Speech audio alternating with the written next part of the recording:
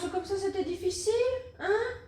Tu as eu de la misère? Hein? Oh, ben je comprends, hein? Tu t'es enfermé, hein? Tu t'es cogné. Oh oui, si, je comprends, c'est vraiment, c'est pas facile.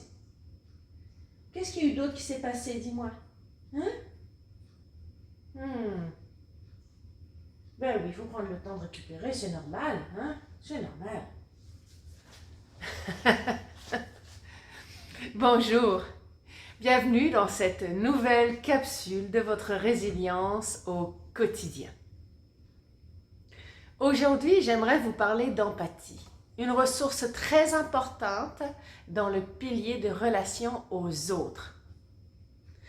L'empathie, c'est souvent mélangé avec de la sympathie, par exemple. Hein, là, vous avez vu, j'ai pris mon chat pour donner un exemple, mais disons que là, j'ai pris le temps de m'occuper, on va dire, de mon chat, comme j'aurais pu m'occuper de mon enfant ou de toute autre personne, bien entendu.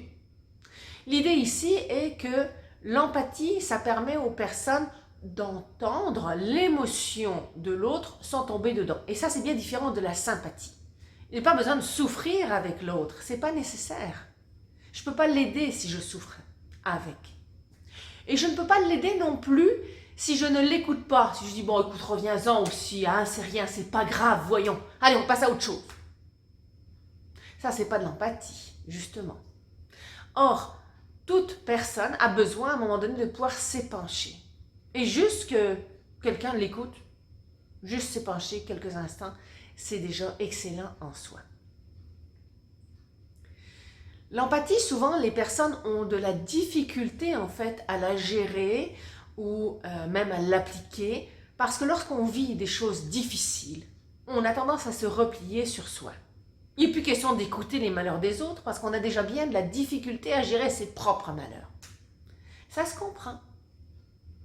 Mais plus on fait ça, plus on se renferme, et moins on est capable d'être présent à l'autre. Alors si ça vous arrive, que vous n'arrivez pas à entendre l'autre, que ça vous tanne vite, que vous avez vite envie de dire « ok, passe à autre chose », il est probable que vous ayez de la difficulté avec vos propres émotions. Et il est probable aussi qu'on vous voit comme une personne plus froide et qu'on ait moins envie d'aller échanger avec vous par la suite. Donc ça a plein de répercussions comme ça. Alors, vous pouvez pratiquer hein, avec votre chat, comme ici, là, pour le plaisir. Mais il est important que vous puissiez être à l'écoute des émotions des autres sans vous noyer avec ces émotions. Et si c'est le cas, c'est peut-être parce que les vôtres sont trop insupportables et il faudrait à ce moment-là travailler sur votre vécu à vous, l'exprimer, en tenir compte, en prendre conscience et éventuellement consulter. Voilà, alors tout est dit. L'empathie, c'est être à l'écoute de l'autre et savoir l'écouter à son degré à lui. Alors je vous dis à bientôt. Mais mon chat est parti, je ne peux plus l'écouter.